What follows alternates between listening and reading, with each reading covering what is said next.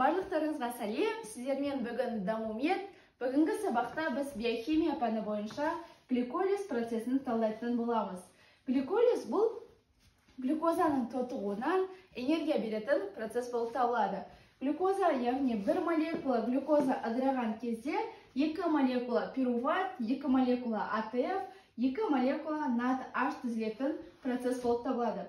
Біз бұны қарапайым тілде түсінетін болсақ, сіз бір кесек шоколад жедік делік, бұл шоколад, яғни сіздің ағзаңызға глюкоза түрінде барды. Ал сол глюкозадан сізге қажетті энергия түзілуі үшін сіздің ағзаңызда гликолиз процесі жүруі қажет болып табылады. Енді айтып кететін болсақ, бір молекула глюкозадан 2 молекула пируват түзіледі дедік қой. Бұған ешқандай да оттегінің қажеті жоқ. Яғни анаэробты түрде жүреді. Ал пируват түзілгеннен кейінгі осы пируваттың тағдыры жасушадағы оттегінің деңгейіне байланысты. Егер дағы жасушада оттегі деңгейі жеткілікті болатын болса, онда глюколиз ары қарай аэробты түрде, яғни біздің пируватымыз барады дағы Кребс циклына қатысады, Кребс циклынан көп мөлшерде АТФ энергия алады, одан ары қарай көмір қышқыл газыменен суға дейін ыдырайды.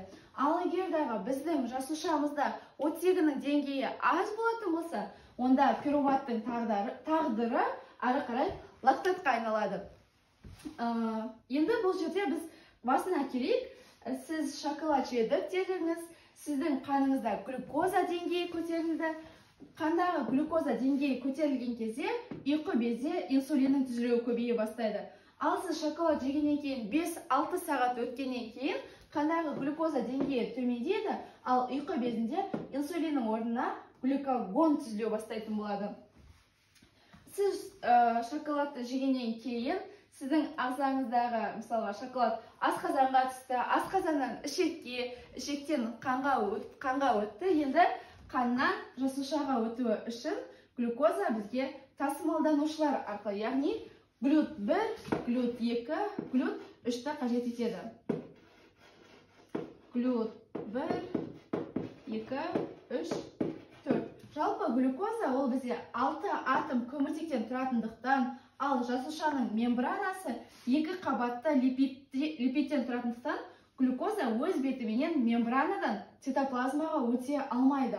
Ал осы глюкозаның жасуша мембранасының цитоплазмаға өтуі үшін бізге тасымалдаушылар, яғни глюкозаның тасымалдаушылары глют1, 2, 3, 4 қажет деген сөз.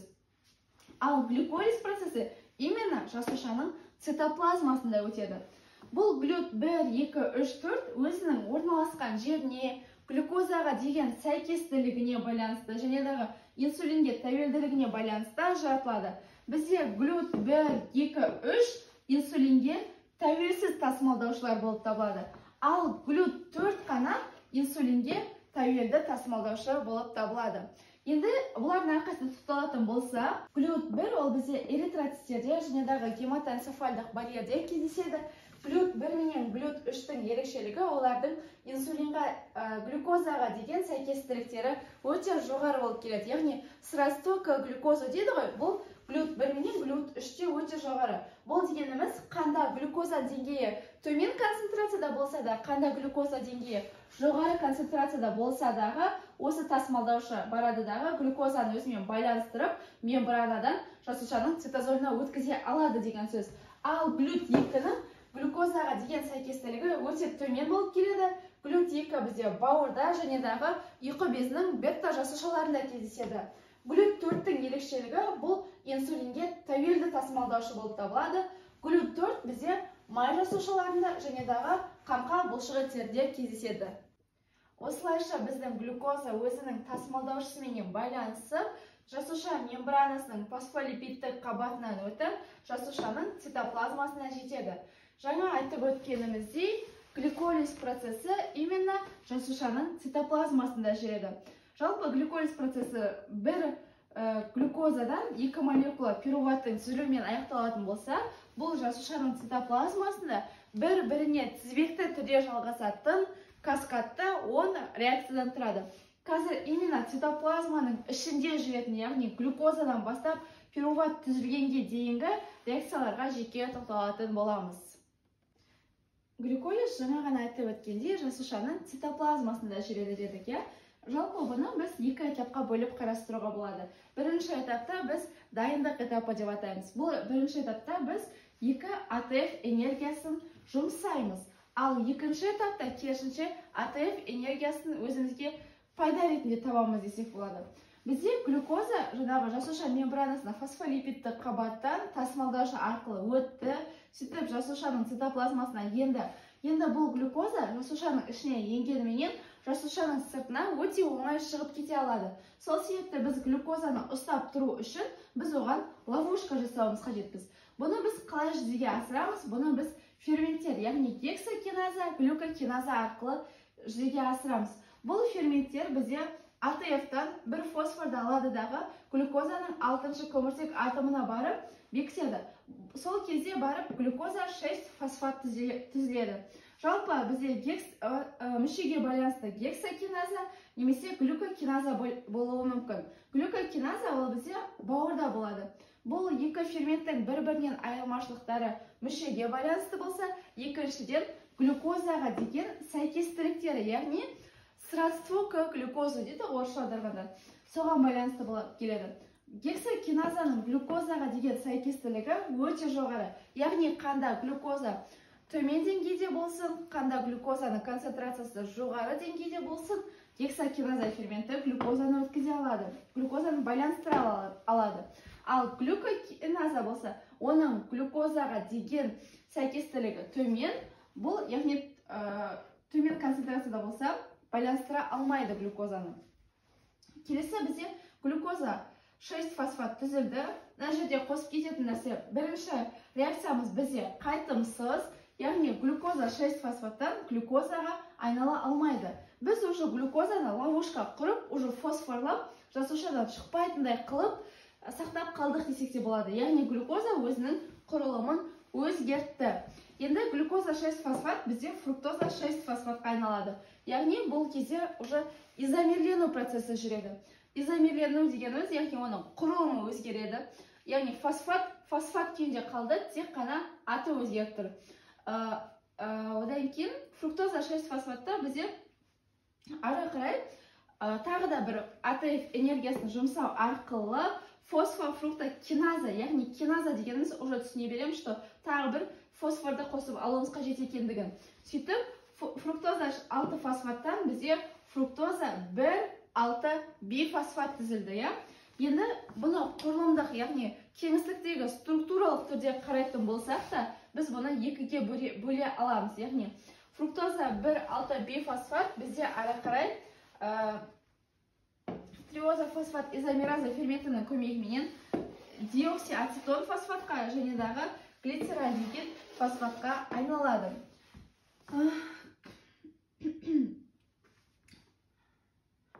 Глицеральдегид фосфатқа айналады. Диоксиацетон фосфат ары қарай өз бетімен ыдырып кете алмағандықтан, бұл обратно қайтадан глицеральдегид фосфатқа айналады. Сөйтіп бізде гликолиздің екінші этапына 2 молекула глицеральдегид фосфат қатысады. Екінші этап бізде АТФ синтезі этапы деп аталады. Бұл этапқа бізде 2 молекула глицеральдегид 3 фосфат қатысады. Яғни көріп тұрмыз, бұл екінші этаптың ерекшелігі, бұл жерде барлық нәрсе 2 еселеніп жүреді. Яғни бізде 2 молекула глицеральдегид 3 фосфат қатысты, 2 надаш түзіледі, және в конце концов 2 молекула пируват түзіледі. Енді бұл жердегі ерекшелік бізде 2 молекула глицеральдегид 3 фосфаттан 1,3 бифосфоглицерат түзілуі үшін бізге фосфор тобын қосып алуымыз қажет. Біз алдыңғы этапта фосфорды біз АТФ-тан, яғни АТФ-ті жарату арқылы одан фосфорды алатын болса, бұл кезде бізге фосфорды алу үшін АТФ қажет емес. Бұл жерде біз бейорганикалық фосфорды аламыздағы глицеральдегид 3 фосфат бізде 1,3 бифосфоглицератқа айналады. Бұл реакцияны бізде глицеральдегид 3 фосфат дегидрогеназа ферменті катализиді. Яғни дегидрогеназа, дегидрилену деген сөзді білдіреді ғой. Бұл надтан сутегін алаттан над ашқа айналдырады. Енді бізде екінші реакция уже екінші этаптың екінші реакциясы. Бұл екінші этапта уже бифосфоглицерат түзілді. Мінеке 1,3 бифосфоглицерат. Бұл жерде енді бізге осы бифосфоглицераттан фосфоглицерат түзілуі қажет. Бұл үшін бізге киназа ферменті қажет. Киназа біз алдыңғы этапта көргеніміздей не фосфорды береді, не фосфорды алады. Бұл жерде киназа АДФ-тан өзіне бір фосфорды, мына фосфорды алып алды да, оны барып АТФ-қа берді. Яғни аденозин дифосфат бізде фосфорды өзіне қосып алдыдағы аденозин трифосфатқа айналды.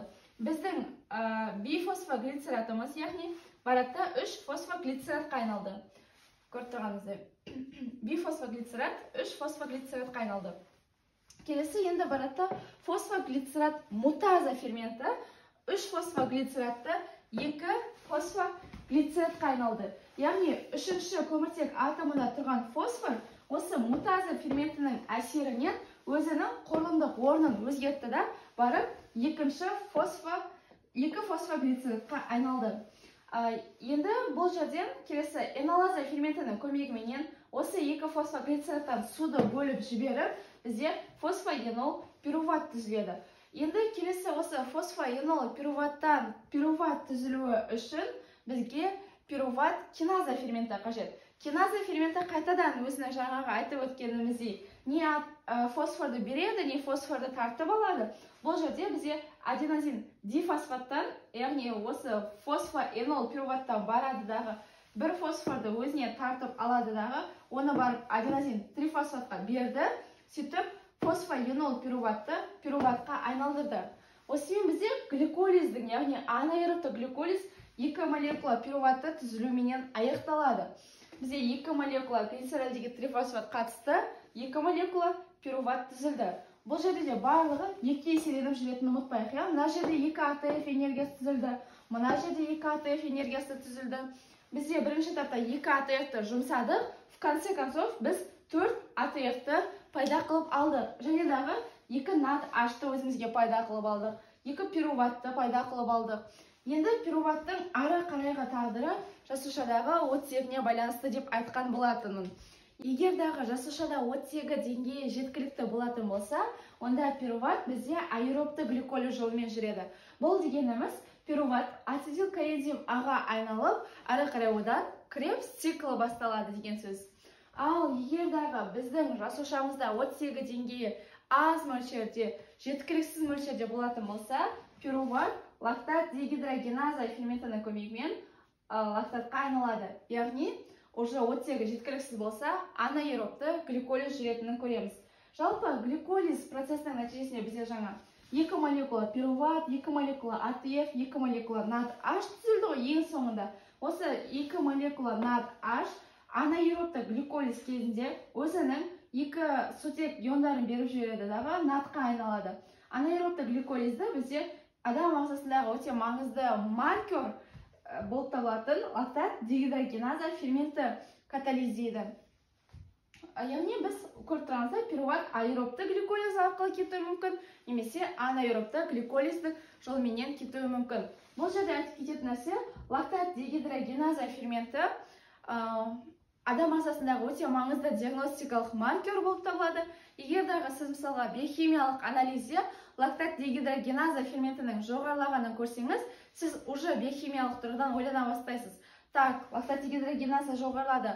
Бұл дегеніміз где-то бір жерде, бір тінде оттегі жетіспей жатыр. Анаэробты гликолиз процесі жүріп жатыр деген сөз. Бұл дегеніміз лактат дегидрогеназа мысалға өте көптеген ауруларды айтқанында диагностикалық маркер дедік. Мысалға инфаркт миокарда кезінде, стенокардия кезінде осы лактат дегидрогеназа ферменті жоғарылайды. Яғни сіз уже ойлана бастайсыз, что жүректің тініне жаңағы оттегінің жетіспеуінен бізде анаэробты гликолиз процесі жүріп жатыр. Соның әсерінен лактат дегидрогеназа ферментінің жоғарылағандығын көреміз. Осымен біз жалпы гликолиз процесін толығымен түсіндіңіздер деп ойлаймын. Енді кішігірім қорытындылап кететін болсақ, гликолиз процесі бұл жасушаның цитоплазмасында оттегінің қатысынсыз жүретін глюкозаның тотығуы процесі болып табылады. Яғни осы глюкозаның тотығуы нәтижесінде адам ағзасына қажетті энергияны алатын боламыз. Видеоны соңына дейін тыңдағандарыңызға үлкен рахмет. Каналға подписка жасап, поддержка күтеміз.